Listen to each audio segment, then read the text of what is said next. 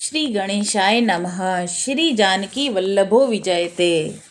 जय श्री राम, जय हनुमान जी। श्रीमद् वाल्मीकि रामायण तीसरा अध्याय। माघ मास में रामायण श्रवण का फल और राजा सुमति और सत्यवती के पूर्व जन्म का इतिहास। सनत कुमार ने कहा, ब्रह्म ऋषि नारद जी, आपने यह अद्भुत इतिहास सुनाया है। अब रामायण के महात्म्य का पुनः विस्तार पूर्वक वर्णन कीजिए। आपने कार्तिक मास में रामायण के श्रवण की महिमा बताई। अब कृपा पूर्वक दूसरे मास का महात्म्य बताइए।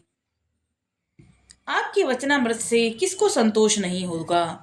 नारद जी ने कहा, महात्माओं, आप सब लोग निश्चय ही बड़े भाग्यशाली और कृतकृत्य हैं, इसमें संशय नहीं, क्योंकि आप भक्ति भाव से भगवान श्री राम जी की महिमा सुनने के लिए उद्यत हुए हैं। ब्रह्मवादी मुनियों ने भगवान श्री राम के महात्म्य का श्रवण पुण्यात्मा पुरुषों के लिए परम दुर्लभ बताया है। महर्षियों, अब आप लोग एक विचित्र पुरातन इतिहास सुनिए, जो समस्त पापों का निवारण और संपूर्ण रोगों का विनाश करने वाला है। पूर्व काल की बात है। द्वापर में सुमति नाम से प्रसिद्ध एक राजा ही हो गए थे। उनका नाम चंद्रवंश में हुआ था। उनका जन्म चंद्रवंश में हुआ था और वे श्री संपन्न और सातों द्वीपों के एकमात्र सम्राट थे। उनका मन सदा धर्म में ही लगा रहता था। वे सदा सत्यवादी और सब प्रकार की संपत्तियों से सुशोभित थे। सदा श्री राम जी की कथा का सेवन और श्री राम जी की ही समाराधना में संलग्न रहते थे। श्री राम जी की पूजा अर्चना में लगे रहने वाले भक्तों की वे सदा सेवा करते थे। उनमें अहंकार का नाम भी नहीं था। वे पूज्य पुरुषों के पूजन में तत्पर रहने वाले समदर्शी तथा सद्गुण संपन्न थे। राजा सुमति समस्त प्राणियों के हितैषी, शांत, कृतज्ञ और यशस्वी थे।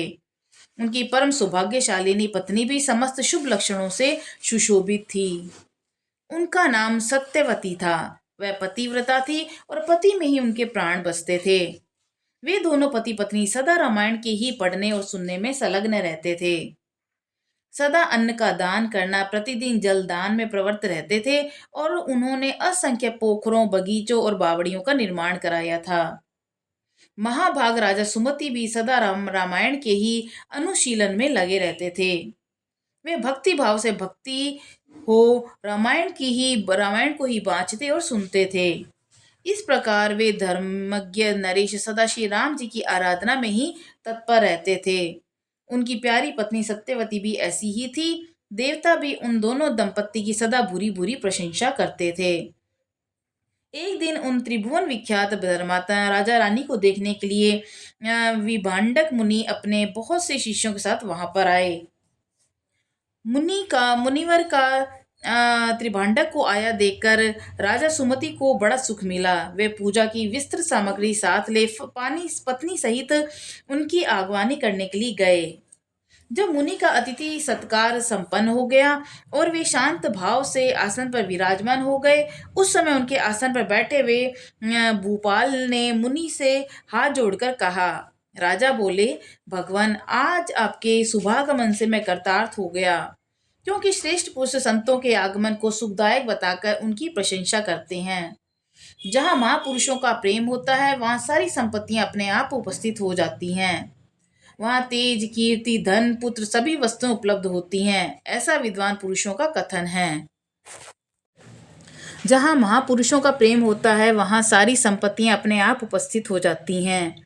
वहाँ तेज, कीर्ति, धन और पुत्र सभी वस्तुएं उपलब्ध होती हैं, ऐसा विद्वान पुरुषों का कथन है। मुने प्रभु, जहाँ संत महात्मा बड़ी भारी कृपा करते हैं, वहाँ प्रतिदिन कल्याणमय साधनों की वृद्धि होती है। ब्राह्मण, जो अपने मस्तक पर ब्राह्मणों का चरणोदक धारण करता है, उस पुण्यात्मा पुरुष ने सब तीर्थों में स्नान कर लिया, इसमें संशय नहीं। शांत स्वरूप महर्षि, मेरे पुत्र, पत्नी, सारी संपत्ति आपके चरणों में समर्पित है। आज्ञा दीजिए, हम आपको क्या सेवा करें। ऐसी बातें कहते हुए राजा सुमति की ओर देखकर मुनीश्वर विभांडक बड़े प्रसन्न हुए और उन्होंने अपने हाथ से राजा का स्पर्श करते हुए कहा। ऋषि बोले, राजन, तुमने जो कुछ भी कहा है वह सब तुम्हारे कुल के अनुरूप है। जो इस प्रकार विनय से युक्त हो जाते हैं, वे सब लोग परम कल्याण के भागी होते हैं। भूपाल, तुम सन्मार्ग पर चलने वाले हो, मैं तुम पर बहुत प्रसन्न हूँ। महाभारत तुम्हारा कल्याण महाभाग तुम्हारा कल्याण हो। मैं तुमसे जो कुछ पूछता हूँ उसे बताओ। यद्यपि भगवान श्री हरि को संतुष्ट करने वाले बहुत से पुराण भी थे जिनका तुम पाठ कर सकते थे, तथापि इस माघ मास में सब प्रकार से प्रयत्नशील होकर तुम जो रामायण के ही पारायण में लगे हुए हो, तथा तुम्हारी ये साध्वी पत्नी भी सदा जो श्री राम जी की आराधना में रत रहती है, इसका क्या कारण है? ये वृत्तांत यथावत रूप से मुझे बताओ। राजा ने कहा, भगवान सुनिए, आप जो कुछ पूछते हैं वह सब मैं बता रहा हूँ। मुने, हम दोनों का चरित्र संपूर्ण जगत के लिए आश्चर्यजनक है। साधु शिरोमणे, पूर्व जन्म में मैं मालती नामक शूद्र था।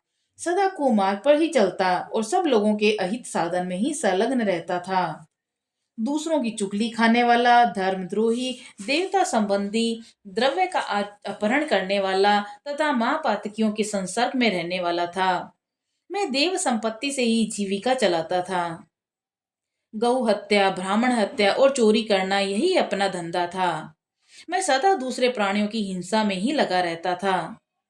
प्रतिदिन दूसरों से कठोर बातें बोलता, पाप करता और वेश्याओं में आसक्त रहता था। इस प्रकार कुछ काल तक घर में रहा। फिर बड़े लोगों की आज्ञा का उल्लंघन करने के कारण मेरे सभी भाई बंधुओं ने मुझे त्याग दिया और मैं दुखी होकर वन में चला आया। वहां प्रतिदिन मृगों का मांस खाकर रहता था और कांटे आदि बिछाकर लोगों के आने जाने का मार्ग अवरुद्ध कर देता था। इस तरह अकेला बहुत दुख भोगता हुआ मैं उस निर्जन वन में रहने लगा। एक दिन की बात है, मैं भूखा प्यासा थका मांदा निद्रा में घूमता हुआ एक निर्जन वन में आया।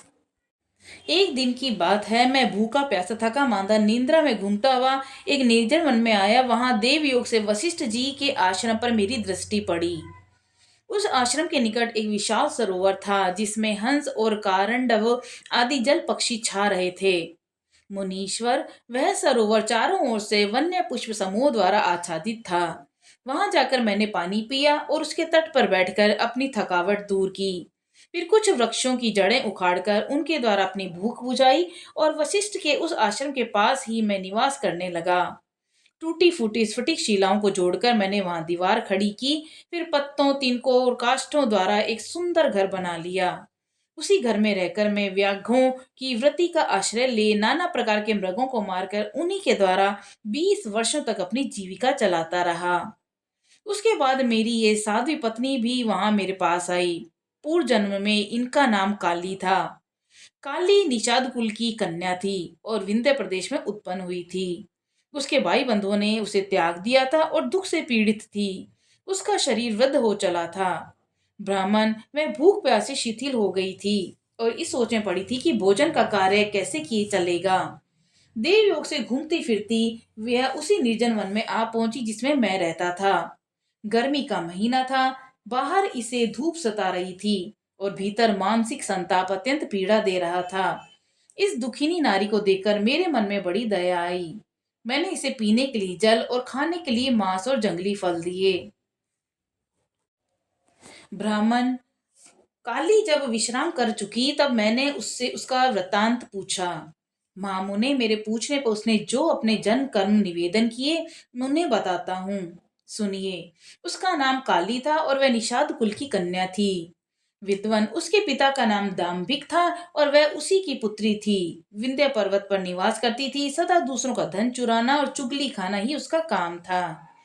एक दिन उसने अपने पति की हत्या कर डाली, इसलिए भाई बंधुओं ने उसे घर से निकाल दिया। ब्राह्मण, इस तरह पति परित्यक्ता काली उस दुर्गम निर्जन वन में मेरे पास आई थी।